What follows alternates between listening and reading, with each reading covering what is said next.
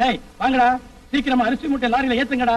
யாருக்கும் தெரியாம எவருக்கும் சிக்காம கடத்தி ஆகணும். போன மாசமே 10 லட்சம் ரூபாய் அட்வான்ஸ் வாங்க. என்னப்பா லாரி ரெடியா? வா போலாம். லாரிக்கு டீசல் போட்டு காத்தெல்லாம் குடிச்சு செக்அப் பண்ணி வாய். சீக்கிரம்.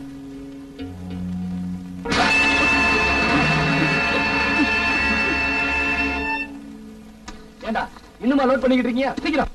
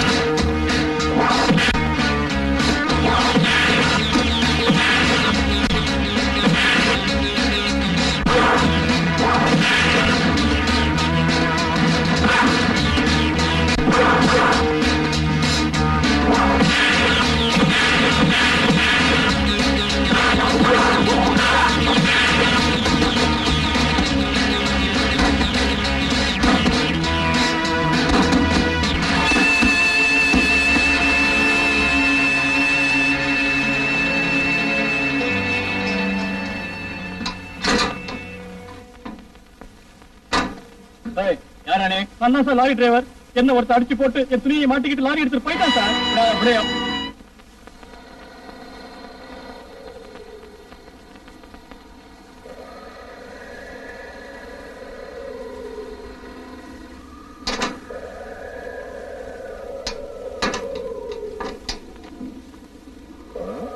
எங்க அவரை காணோம்? செதுக்கு பாற பக்கம் தானே வர சொல்லி எழுதி இருந்தாரு. காணுமே.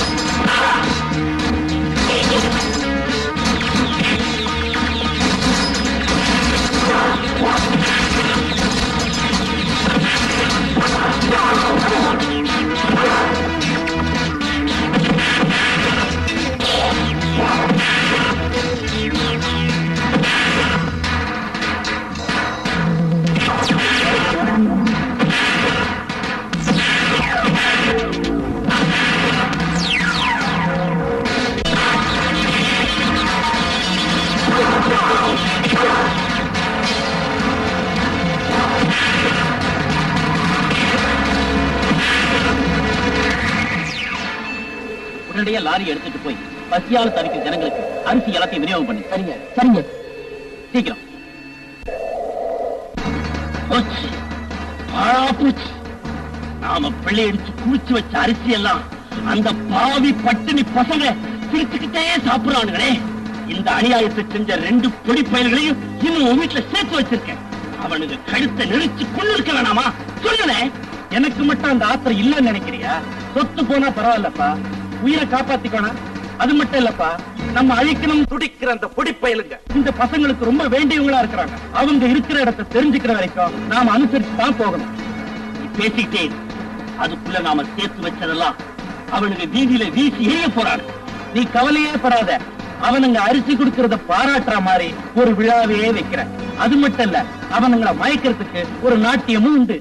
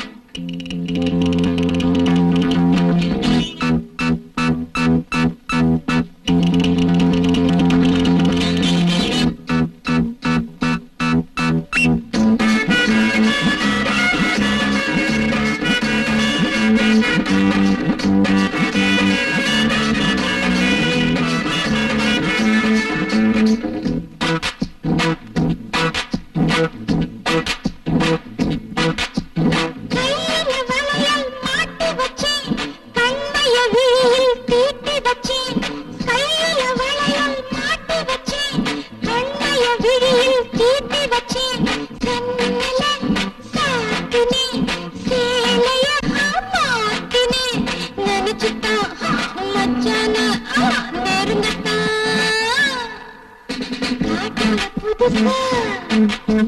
காட்டுல புதுசா பூத்தமில்லே கையில ஏனோ யாரும் இல்லை ஊரார் முழுதும் உறங்கி கிடக்க நானார் நினைப்பில் மனம்தான் மயங்க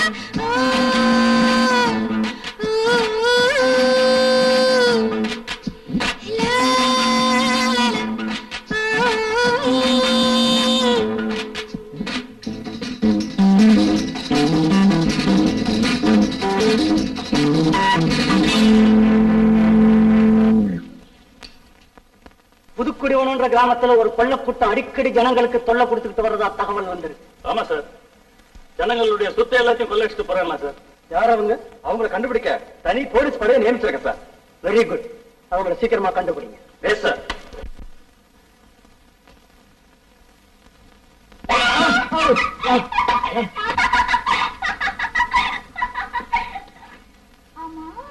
எந்த கோட்டையை பிடிக்க இப்படி சிந்தனை பண்ற? ஒரு இடத்துல ஒரு கூட்டத்தால பாதிக்கப்பட்ட ஜனங்க பசியாலையும் பத்னியாலையும் சாகுறாங்க. ஐயோ பாவம். அவங்களுக்கு ஏதாவது உதவி செய்ய முடியுமான்னு ஒரு சின்ன ஆசை. ஐயா, ஆசை சொன்ன எனக்கு அவன ஞாபகத்துக்கு வருது. எனக்கு புடவை கட்டிக்கணும்னு ஆசையா இருக்கு. வீட்டுல புடவை இருக்கா? ஓ இருக்குதே. நான் கட்டி விடுவா? கட்டி விடு. பதிலுக்கு என்ன தருவேன்? முத்தம் இதெல்லாம் வேணாமா? பணம் இருக்கா? பணமா? எதுக்கு? பின்ன சும்மா புடவை கட்டி விடுவாங்க. புடவை கட்டுறதுதான் எங்க தொழில். I am a great specialist in saree dressing and designing. அப்படின்னா புடவை கட்டுறதுல கை தேர்ந்தவன். எஸ், எனக்கு கூடி சீக்கிரம் டாக்டர் பட்டம் கொடுக்க போறாங்க. மேலை நாடுகள்லாம் எனக்கு ஏகப்பட்ட கிராக்கி மேல கிராக்கி யோசிக்கிறா. தொப்புளுக்கு கீழே புடவை கட்டினா ஒரு ரேட்டு, தொப்புளுக்கு மேல புடவை கட்டினா ஒரு ரேட்டு, கண்ணி பெண்களுக்கு புடவை கட்டினா ஒரு ரேட்டு, கல்யாண ஆணவங்களுக்கு கட்டினா ஒரு ரேட்டு. அதெல்லாம் இருக்கட்டும். எனக்கு இப்ப புடவை கட்டுறதுக்கு என்ன வேலை அது சொல்லு முதல்ல. 100 ரூபா நோட்டு ஒரு கட்டு இருக்கா? இருக்காவா? பீரோ நிறைய கட்டிக்கிட்ட அடுக்கி வச்சிருக்காரு. ஒரு தடவை புடவை கட்டினா ஒரு கட்டு தரணும். 10,000 ரூபாயா? பின்ன இது Indian rate, cheap and best. யாருக்கு தெரியாம ஜாக்கிரதையா இருக்கணும். தெரியாம எடுத்துட்டு வந்துடுறேன். ஆதாரத்துக்கு ஆயுதத்துக்கு ஒரு வழி கண்டுபிடிச்சு. இந்த பணம் இந்த புடவை கட்டி விடு. முதல்ல எல்லாம் அவுத்து போட. கிசுக்கு துட்டு வாங்கில நீ அவுத்து. அவுக்கிறதுக்கு தனி ரேட். அவுக்கிறதுக்கு தனி ரேட்டா? அது நாளைக்கு தர முடியாது, இன்னைக்கு கொடுத்தாதான். எனக்கு அவுத்துக்கு தெரியும், நானே அவுத்து போறேன்.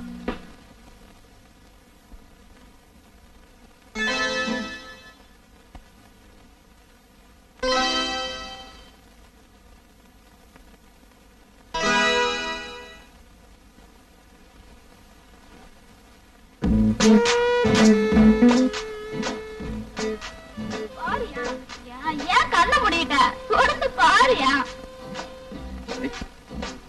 முதல்ல அந்த துண்டு எடுத்து இடுப்புல கட்டு. அந்த ஜாக்கெட் எடுத்து போட்டுக்கோ. போட்டியா?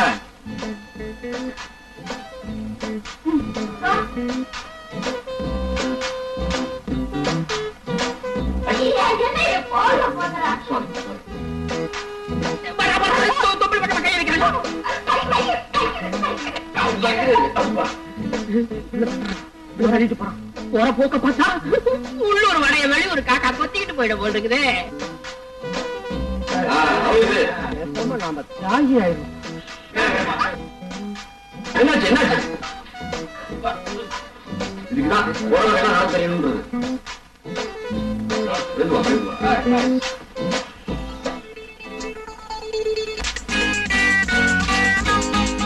லட்சுமி வந்துட்டியா? லட்சுமி, இந்த பணத்தை எடுத்துட்டு போய் ஜெயக்குமார் கிட்ட பத்திரமா கொடுக்கணும், புரிஞ்சுதா? வாங்கிக்கடா, பணத்தை வாங்கிக்க, பத்திரம். முத்தம் கொடு. Thank you, very good. பணம்டா, பணம் பத்திரம். பணத்தை பத்திரம் வச்சுக்கோ, கொண்டு போய் கொடுத்துரு.